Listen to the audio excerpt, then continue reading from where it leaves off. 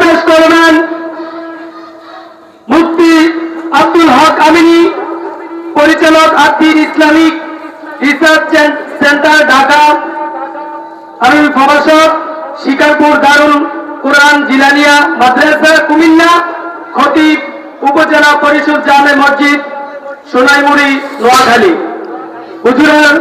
হুজুরের মূল্যবান বক্তব্য পেশ করার জন্য সকলে অনুরোধ করা যাচ্ছে।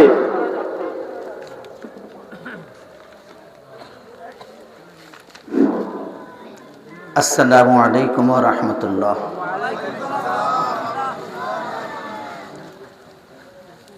সবাই ভালো আছেন? আলহামদুলিল্লাহ, আমিও ভালো আছি। আলহামদুলিল্লাহ আলহামদুলিল্লাহি হামদান কাসীরান কামা আমার ওয়া নাশহাদু আন লা ইলাহা ইল্লাল্লাহু লা জিদ্দা লাহু ওয়া লা নিদ্দা লাহু লা আসলা লাহু ওয়া লা নাসলা লাহু লা মিসলা লাহু ওয়া লা মাসিলা লাহু ওয়া লা মিসালা লাহু ওয়া নাশহাদু আন্না সাইয়্যিদানা ওয়া সানাদানা ওয়া মাওলানা মুহাম্মাদান আবদুহু ওয়া রাসূলুহু আল্লাযী আরসালাহু বিল হাক্কি বাশীরান ওয়া নাযীরা ওয়া দাঈয়ান ইলাল্লাহি বিইذনিহি ওয়া সিরাজাম মুনীরা। أما بعد فقد قال الله تعالى في كلامه المجيد والفرقان الحميد: أعوذ بالله من الشيطان الرجيم، بسم الله الرحمن الرحيم. يا أيها الذين آمنوا ادخلوا في السلم كافة ولا تتبعوا خطوات الشيطان إنه لكم عدو مبين. صدق الله العظيم.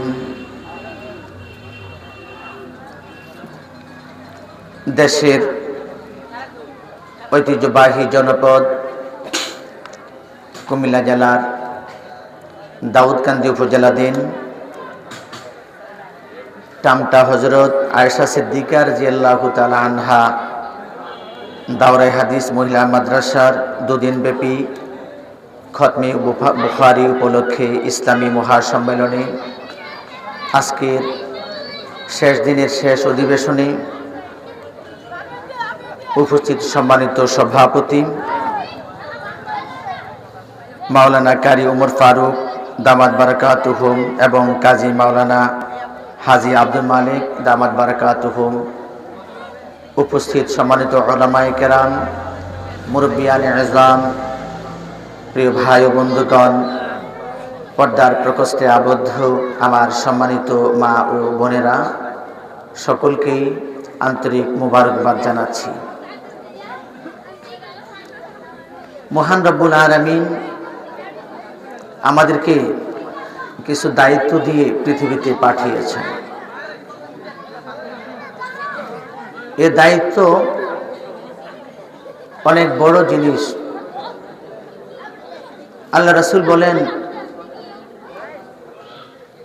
কুল্লুকুম রাঈন ওয়া কুল্লুকুম মাসউলুন আন রাইয়াতিহি, যে তোমরা সকলেই দায়িত্বশীল, তোমাদের দায়িত্ব সম্পর্কে জিজ্ঞেস করা হবে। মানুষ মূর্খ মানুষ হলে মনে করে যে আমার কোনো দায়িত্ব নেই, শিক্ষিত মানুষ হলে মনে করে সব দায়িত্ব শুধু আমারই। ব্যাপারটা কি তদ্রূপ? ছোট ভাইরা, এই যে ছোট ভাইরা, তোমরা একটু থামো, ভদ্রভাবে বসো সবাই। এই জন্য কেউ আওয়াজ করবেন না, একটু যারা কথা বলে এদেরকে আস্তে ইশারা দিয়ে একটু বুঝায় বসায় দেন। সবাই একটু জিকির করি, লা ইলাহা, আরো জোরে লা ইলাহা, আরো জোরে লা ইলাহা, লা ইলাহা, লা ইলাহা, লা ইলাহা ইল্লাল্লাহু মুহাম্মাদুর রাসূলুল্লাহ।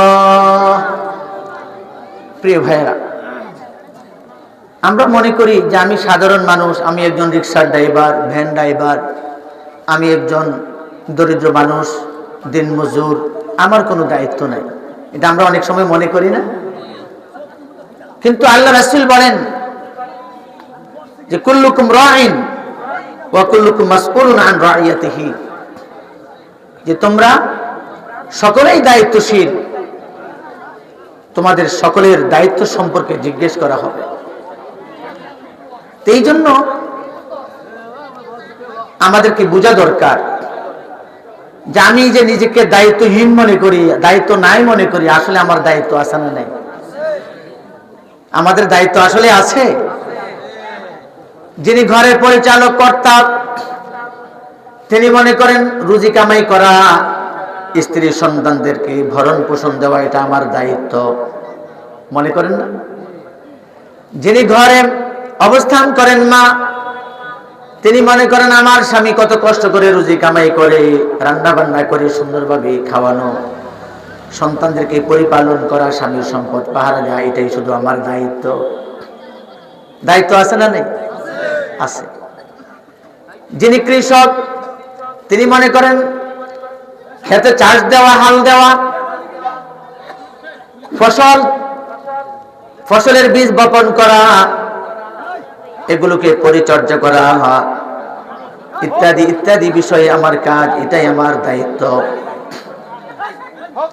প্রিয় ভাইয়েরা,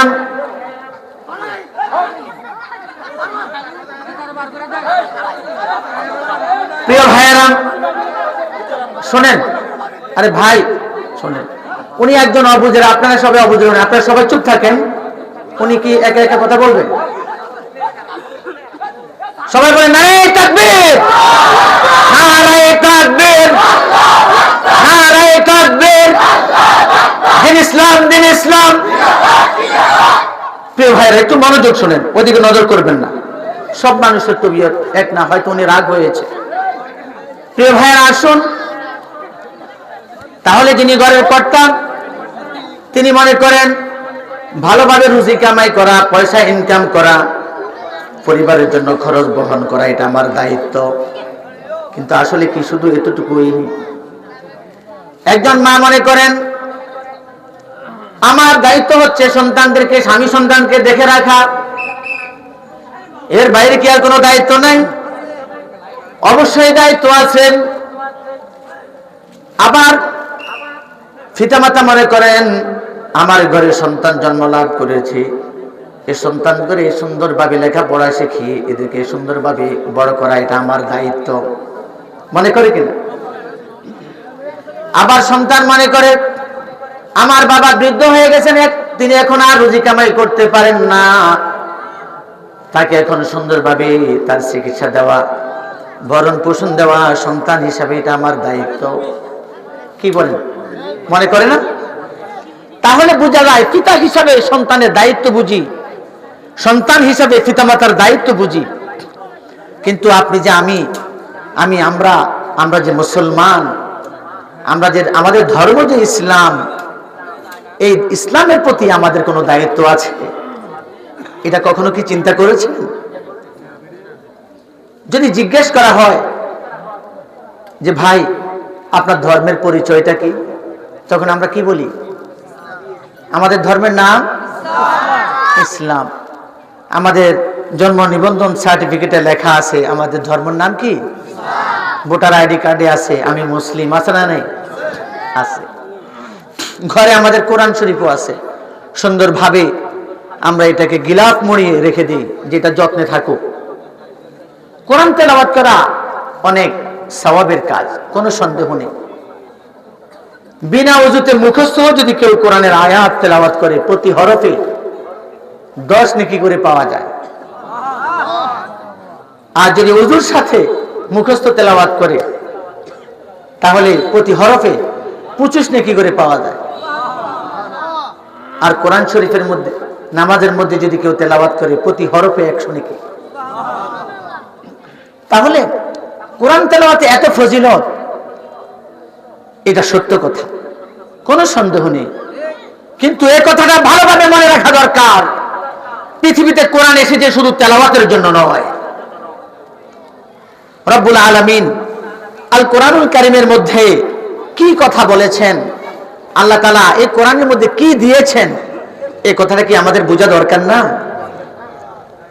আল্লাহ তাআলা আমাদেরকে কোরআনের মধ্যে কি বলেছেন, আমার জন্য কি হুকুম করেছেন, সেটা যদি আমি না বুঝি তাহলে কি আমি কোরআনের হুকুম মানতে পারবো?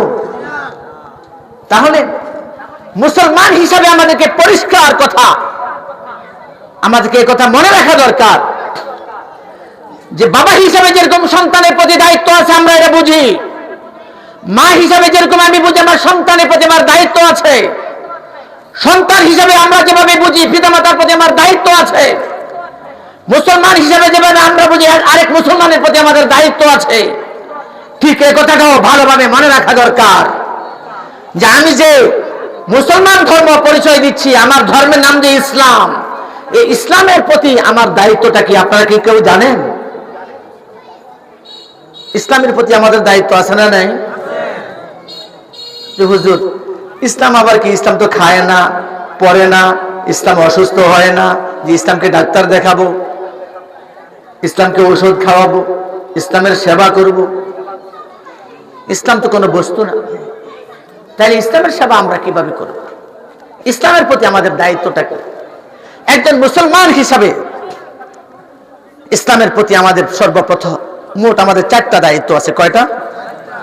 4টা দায়িত্ব। বলেন ইসলামের প্রতি আমাদের দায়িত্ব কয়টা? আপনার ধর্ম যদি ইসলাম হয়, আপনার পরিচয় যদি মুসলিম হয়, আপনি যদি আল্লাহ রাসূলের প্রতি ঈমান এনে থাকেন, আপনি যদি আল্লাহর প্রতি ঈমান এনে থাকেন, আপনি যদি আখিরাতে বিশ্বাস করেন, আপনি যদি জান্নাত জাহান্নাম বিশ্বাস করেন, আপনি যদি বুঝেন যে পরকালে আমার জান্নাত দরকার, তাহলে আপনাকে এই কথা বোঝা দরকার ইসলামের প্রতি আপনার দায়িত্ব 4টা। কয়টা? 4টা। আলহামদুলিল্লাহ আমরা এই 4টা দায়িত্ব কি কি ইনশাআল্লাহ শুনে যাব তো? কে কে রাজি আছে একটু হাত তুলে দেখাই। নারে তাকবীর। আল্লাহ তাআলা আমাদেরকে বুঝার তৌফিক দান করুন। প্রিয় ভাইরা, ইসলামের প্রতি প্রথম দায়িত্ব হচ্ছে আল্লাহ তাআলা কোরআনে নাজিল করেছেন ইসলামের প্রথম ওহী, আল কোরআনুল কারীমের প্রথম বাণী, ইকরা বিসমি রাব্বিকাল্লাযী খালাক খালাকাল ইনসানা মিন আলাক ইকরা ওয়া রাব্বুকাল আকরাম আল্লাযী আল্লামা বিল কলম আল্লামাল ইনসানা মা লাম ইয়ালাম। প্রিয় ভাইরা, যখন আল কোরআনুল কারীমের সূরা আলাকের সর্বপ্রথম 5 আয়াত নাজিল হলো, তখন রব্বুল আলামিন গোটা পৃথিবীর সমস্ত মানুষের জন্য একটি আদেশ দিয়েছেন যে ইকরা, যে তোমরা পড়ো, তোমরা পড়ো। যদি আল কোরআনুল কারীম তোমরা না পড়ো তাহলে আমি আল্লাহকে চিনবে না। আল কোরআনুল কারীম যদি তোমরা না শিখো, আমি রব্বুল আলামিন তোমাদের জন্য কি হুকুম দিয়েছি সেটা তোমরা বুঝবে না। আল কোরআনুল কারীম যদি তোমরা বুঝতে চেষ্টা না করো, তাহলে আমি খোদা আর গোলামি তোমরা কিভাবে করবা সেটাও তোমরা জানবে না। এই জন্য কোরআন শুধু তেলাওয়াত শিখলেই চলবে? বুঝেন নাই কথা? শুধু কোরআন তেলাওয়াত শিখলেই চলবে? শুধু কোরআন তেলাওয়াত শিখতেই চলবে? কোরআন তেলাওয়াত শিখতে হবে শুদ্ধভাবে। এই কোরআনের প্রতি আমাদের সর্বপ্রথম দায়িত্ব হচ্ছে কোরআন তেলাওয়াত শুদ্ধভাবে, মাখরাজ তাজবিদের ভিত্তিতে শুদ্ধভাবে সহিভাবে যাতে আমরা কোরআন তেলাওয়াত করতে পারি, এভাবে কোরআন তেলাওয়াত শিক্ষা করা এগুলো আমাদের প্রথম দায়িত্ব। সুতরাং বর্তমানে আধুনিক যুগ, এই আধুনিক যুগে আজকে নুরানি মাদ্রাসাগুলোতেও আলহামদুলিল্লাহ ছোট ছোট বাচ্চাদেরকে 1 বছর 2 বছরে এই কোরআনুল কারীমের তাজবিদ ভিত্তিক সহি শুদ্ধভাবে কোরআন কিভাবে তেলাওয়াত করতে হয় ছোট ছোট বাচ্চাদেরকে শেখানো হয় আলহামদুলিল্লাহ। শুধু তা নয়, এই বিজ্ঞানের যুগে আধুনিক পদ্ধতিতে 3 মাস থেকে 4 মাসের মধ্যে যে কোনো বয়সের একজন মানুষকে শুদ্ধ রূপে কোরআন উচ্চারণ করে যাতে তিলাওয়াত করতে পারে এতটুকু পর্যন্ত শেখাতে পারে আধুনিক পদ্ধতি এই ব্যবস্থাও এখন সারা পৃথিবীতে আছে, বাংলাদেশেও আছে। কিন্তু দুঃখজনক হলেও সত্য যে আমরা অনেক ভাইয়েরাই কোরআন তেলাওয়াত করতে জানি না। শৈশবে মক্তবে আলাম তারা কাইফা ফাআলা রাব্বুকা বিআসহাবিল ফিল, আলহামদুলিল্লাহি রাব্বিল আলামিন, এভাবে হয়তো মক্তবের শিক্ষকরা 2-4টা সূরা আমাদেরকে মুখস্থ করিয়ে দিয়েছে। আমাদের অনেক বাবারা ভাইয়েরা আছেন, চাচারা আছেন যারা এই শৈশবের ছোট্ট কয়েকটা সূরা দিয়ে নামাজ পড়ছেন। আসলেই ওনার এই কোরআন তেলাওয়াত শুদ্ধ কিনা, আদৌ সঠিক উচ্চারণ হয় কিনা ওনার কোনো খবর নাই। আছে খবর? খবর নাই। আজকে আপনার পেট ব্যথা করেন, চিনচিন করে ব্যথা করে, আপনি ডাক্তারের কাছে যান, আপনি নিজের ছেলেকে বলেন আমি অসুস্থ, আমাকে ডাক্তারের কাছে নিয়ে যাও। ডাক্তারের কাছে গিয়ে বলেন ডাক্তার সাহেব আমার পেট ব্যথা। ডাক্তার সাহেব জিজ্ঞেস করে নিচে না উপরে, সাইডে না বা মাঝখানে, জিজ্ঞেস করে না? আপনার একটু ব্যথা হয়, একটু ব্যথার কারণে আপনি ডাক্তারের কাছে যাওয়ার প্রয়োজনীয়তা অনুভব করেন, তার কারণ সামান্য পেট ব্যথা আপনি বরদাস্ত করতে পারেন না, আপনি সুস্থ থাকতে চান, স্বাভাবিক থাকতে চান। কখনো কি চিন্তা করেছেন যে শৈশবে মা বাবা মক্তবে পাঠিয়েছিল, মক্তবের হুজুরের কাছে 2-4টা সূরা কোন রকম শিখলাম, এই 2-4টা সূরা দিয়ে কোন রকম আমি নামাজ পড়ি, আদৌ কি আমার সূরা ফাতিহা শুদ্ধ উচ্চারণ করে আমি পড়তে পারি? আলাম তারা কি ঠিক মতো পারি? সূরা নাস কি আমি পারি? কখনো কি মসজিদের ইমাম সাহেবের কাছে গেছেন, ইমাম সাহেব আমার বয়স 60 বছর হয়ে গেল, 70 বছর হয়ে গেল, 50 বছর হয়ে গেল, বিগত 40 বছর যাবত নামাজ পড়ি, আদৌ আমার সূরা ফাতিহা সঠিক উচ্চারণ করে আমি পড়তে পারি কিনা একটু যাচাই করে দেন, আমি আপনাকে একটু শোনাই। কখনো করেছে? মসজিদে কি ইমাম নাই? মসজিদে কি মুয়াজ্জিন সাহেব নাই? আপনার বাড়ির দরজায় মসজিদ আছে, ইমাম সাহেব আছেন, খতিব সাহেব আছেন, মুক্তবের হুজুর আছেন, নুরানি মাদ্রাসা আছে, আপনি সেখানেও গিয়ে জিজ্ঞেস করতে পারেন হুজুর শৈশবে যা শিখলাম সঠিক উচ্চারণে হয় কিনা জানি না। কোরআনের শব্দগুলো অত্যন্ত স্পর্শকাতর, তবে উচ্চারণ করা অসম্ভব নয়। যদি কোনো ব্যক্তি চেষ্টা করে তাহলে সে সঠিকভাবে সঠিক উচ্চারণ করে কোরআন শিখতে পারে, কোনো সমস্যা হয় না। যে কোনো বয়সে কোরআন শেখা সম্ভব, অসম্ভব নয়। রব্বুল আলামিন তার বান্দাদের জন্য এই কোরআনুল কারীম নাজিল করেছেন। অনেকে বলে এই বয়সে আমার দ্বারা এটা সম্ভব নয়, এটা হলো তার একটা কৌশল। রব্বুল আলামিন তার বান্দার জন্য এমন কিছু দেন নাই, লা ইউকাল্লিফুল্লাহু নাফসান ইল্লা উসআহা। রব্বুল আলামিন তার বান্দার জন্য এমন কিছু নাজিল করেন নাই, এমন কোন হুকুম দেন নাই যে হুকুম পালন করতে বান্দার কষ্ট হয় এবং অসম্ভব। সুতরাং আপনার বয়স 60 বছর হতে পারেন, 70 বছর হতে পারে, 80 বছর হতে পারেন। আপনার যদি কান ঠিক থাকে, আপনি যদি উচ্চারণ করার ক্ষমতা থাকে, আপনি যদি বোবা না হন, আপনি যদি ধান্দা না হন, বধির না হন, আপনার যদি শ্রবণ শক্তি থেকে থাকে, আপনার যদি বাক শক্তি থেকে থাকে, প্রিয় ভাই আমি অনুরোধ করব আপনি এই যে সামনে রমজান মাস আছে, এই রমজান মাসে আল কোরআনুল কারীম আল্লাহ তাআলা নাজিল করেছেন সর্বপ্রথম। আগামী রমজানে কোরআন কারীম আবার নতুন করে নাজিল হবে না। আগামী রমজান মাসটাকে আপনি শুদ্ধ রূপে কোরআন শেখার মাস হিসেবে আপনি গ্রহণ করেন। দুঃখজনক হলে সত্য, রমজানকে কেন্দ্র করেন কে কিভাবে ব্যবসা বাণিজ্য বাড়াবেন, ভালো ইনকাম করবেন, মোটা মোটা বাজেট তৈরি করে পরিবারের পক্ষ থেকে কার কার জন্য কি কি কেনাকাটা লাগবে আপনি এখন থেকে হিসাব কষা শুরু করেন, হিসাব করা শুরু করেন যে স্ত্রীর জন্য কি লাগবে, সন্তানের জন্য কি লাগবে, পুরা রমজান মাসে আপনার জন্য কি কি খরচ লাগবে, এগুলো এখন থেকে বাজেট বানানো শুরু হয়। কিন্তু সামনে যে রমজানুল মুবারক, সিয়াম সাধনার মাস, ইবাদত করার মাস, কোরআন বুঝার মাস, কোরআন নাজিলের মাস, কোরআন শেখার মাস, এই ব্যাপারে আমরা বুঝাছি। এটা অত্যন্ত দুঃখজনক। এই জন্য রব্বুল আলামিন বলেছেন ইকরা। তাহলে ইসলামের প্রতি আমাদের প্রথম দায়িত্ব কি? ইসলাম সম্পর্কে জ্ঞান অর্জন করা, ইলম অর্জন করা। বলেন ইসলাম সম্পর্কে, ইসলামের ব্যাপারে আমাদের প্রথম দায়িত্ব কি? ইসলামের ব্যাপারে জ্ঞান অর্জন করা, ইলম অর্জন করা। ইসলামের ব্যাপারে কি জ্ঞান অর্জন করবেন? এক নম্বর অর্জন করবেন বান্দা হিসেবে রব্বুল আলামিন আপনার জন্য কি কি হুকুম করেছে, আপনার জন্য কি কি কাজ দিয়েছেন, কোন কাজ আপনার জন্য বৈধ, কোন কাজ আপনার জন্য বৈধ নয়, কোন কাজ আপনার জন্য হালাল, কোন কাজ আপনার জন্য হারাম। অবাধে মানুষ সুদ খায়, ঘুষ দেয়, মিথ্যা কথা বলে, মিথ্যা সাক্ষ্য দেয়, আইল খেলেন, আরেকজনের জায়গা জমি দখল করেন, জোর জবরদস্তি করে, মানুষের সম্পদ লুটপাট করে, দেশের সম্পদ লুটপাট করে, দুর্নীতি করে, ত্রাণ চুরি করে, মানুষের প্রাণ কেড়ে নিয়ে যায়। আছে না? যখন করোনার সময় ত্রাণ আসছিল, আমি পত্রিকায় দেখেছি চাঁদপুরের এক মহিলা ভাইস চেয়ারম্যান, সে কত হাজার লিটার জানি তেল চুরি করে ফেলেছে। কথা বুঝছেন? আর সে গরিব, করোনা মহামারীতে দরিদ্র মানুষের জন্য খাবার হিসেবে দিয়েছে। সে একটা মহিলা ভাইস চেয়ারম্যান, কত হাজার লিটার তেল সে চুরি করে ফেলেছে। কারণটা কি? আখিরাতের ব্যাপারে উদাসীন।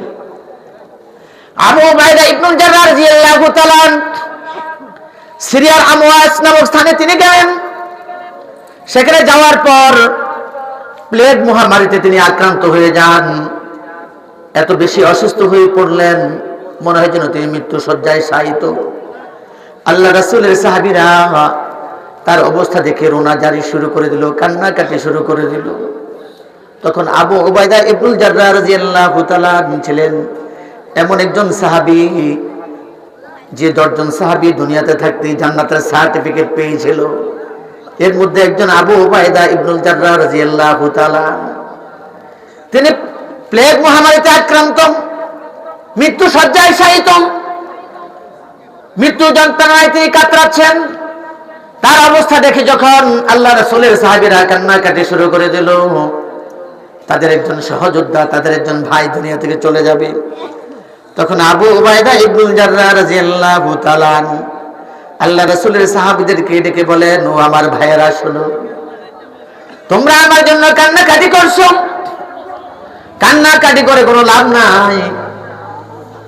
আমি যদি এখন মরতে পারি, আর আমি যদি ঈমান সহ মরতে পারি, আমার মৃত্যুটা যদি ভালো হয়, তাহলে আমি এখন মরলেও আমার লাভ।